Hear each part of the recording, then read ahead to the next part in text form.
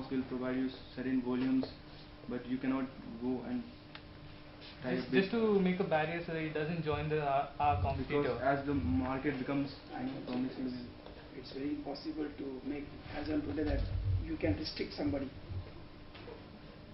But so we'll say you do your normal sales, but you won't be allowed to tie up with big players. If any aggregators comes in the market, it depends. Tomorrow, if you go, you cannot. You know what your system. I cannot talk on that. It depends how you make bond them. So and other entry barrier, we were thinking of something adding value to that laundry providers will help them get loans. Absolutely, you cannot make barrier to the incoming people. You should prove yourself as the best, and that should be a good entrepreneur as on today. You cannot restrict others. You cannot come. You cannot expect that. You cannot go to others. You go on providing you best. You will not dare to go. So how do you manage such a long chain of people doing that, the system of the boss supplying food to people? How do you manage such a chain system? So it is a perfect supply chain management. See, that is a system. Of course, I'll talk on the talk only. But that's why there are some qualities required. Some passion, some honesty, some regularity, ownership feeling. It does not require much qualification. It depends on the work. The work we require qualification, you have to require qualification. The work we don't require qualification, no need. Without qualification, we can do. This supply chain system in Mumbai, for that qualification not required. For example, for this, what they told, they are going to make work. In that also qualification is not required. How consistently efforts will be taken, it depends on that. Tomorrow as a IIT, if you go to technical work, actually it requires qualification. Without qualification, you may not require to do that. So it depends. So sir, how do you enforce people? Means how do these things work? Means there are so many people thinking so many other things and not doing their work at right time. But the delivery system of the Mumbai Dabbawalas is just perfect. So how can we do that? Means if we are engaged in our businesses. See, suppose you are starting business with these people. Yes, sir. And you are the entrepreneur. Yes, sir. Very first instant, you must make fit in your mind. You are going to work little bit extra than these people. Okay. You will have more passion with these people than them. You may not earn as on today. You're supposed to give them income than you. Okay. Till your business is not grown, till they don't have that passion with you, you cannot. And when you start with this, if these 20 people decided, yes, this is, and they proved, I think every incoming man will work like you all 20 people. Sir, we are basically engaged in the business of soya products. Launching soya products like soya milk, soya paneer, soya tofu. Because the demand of the paneer is decreasing, means milk paneer is, demand of the milk paneer is increasing, but supply is not matching that. So we will be supplying our soya products, soya paneer in that. So the main question is that the shelf life of the soya paneer or normal paneer is very small. So we need to supply it by 24 hours and get it to our main customers. So how can we do that? What will be your idea for this thing? No, see, as far as you are also producing perishable product. Yeah. So now, see, the situation when you are working, what are your work culture, work nature, product nature, depends on that. So I don't think I can make a particular. Same with same as your foods have a very short shelf life. Shelf life means they will start degrading or declining. Yeah, but it's at particular time now, one day. 1 day. So similar is with that paneer also. No, but your customer's choice is there. He may or may not like. Here there is no choice. Initially, your wife want to deliver tiffin for you. Yes, sir. You eat or not, will is bother. Your wife will deliver, and these people will deliver simply to you. Yes, so the business, what you do and what they do, it's not at all matching. Okay. In your food will waste, you are going to lose. Here food will waste, this man is not going to lose. Okay, sir. They are just simply delivering. In this Dabbawala's business, the food is cooked at home, food is yours, tiffin is yours, they are going to simply deliver. So they are not having that tension, not at all. Okay, sir. That's what I told you, your business is different. Okay, sir. qualitative research. Great. Please. So, we start with Tuesday's research.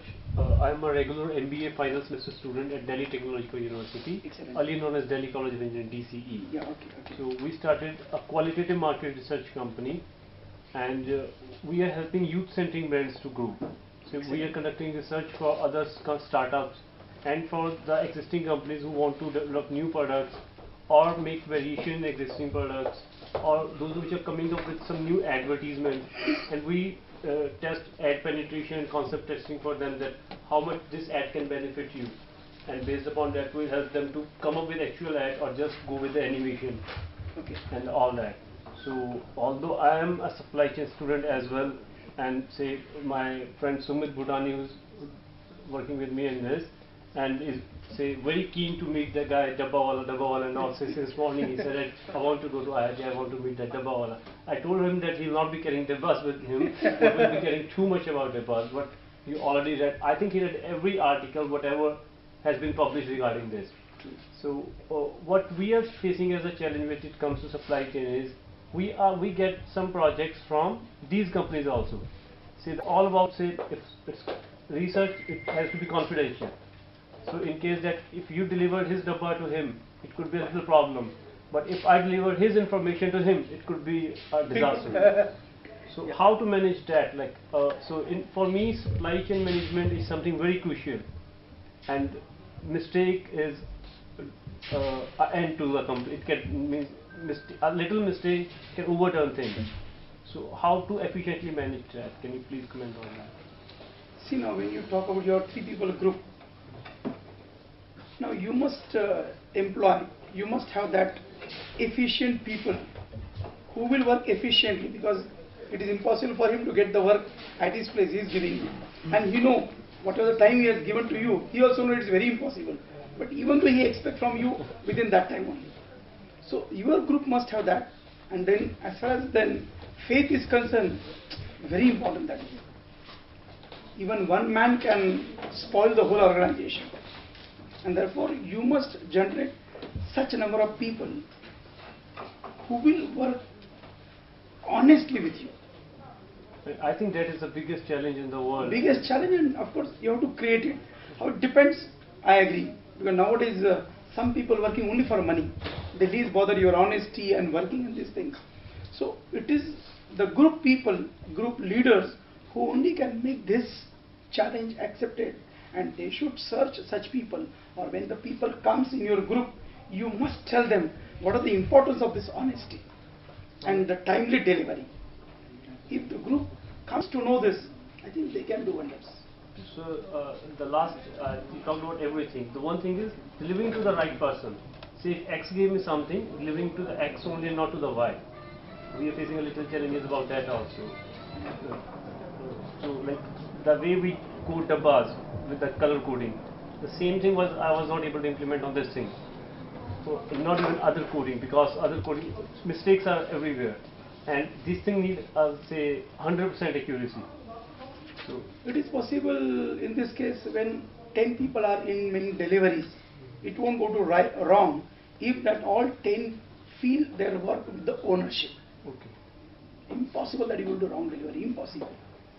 It won't happen. Exceptionally, forget. We are talking wrong delivery regularly.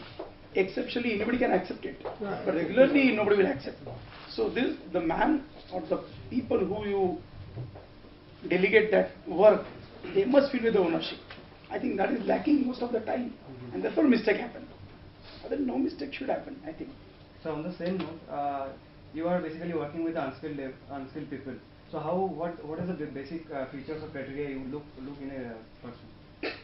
Because you deliver in the right time and when any man want to join this organization, yes, their first and foremost condition that the present man should take the incoming man's guarantee.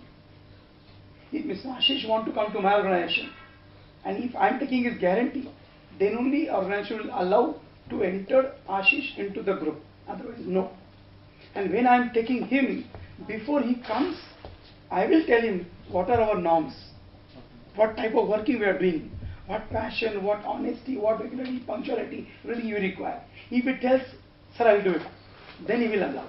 And despite I've talked to him, he is not working. In couple of days he will be kicked out by the group leader.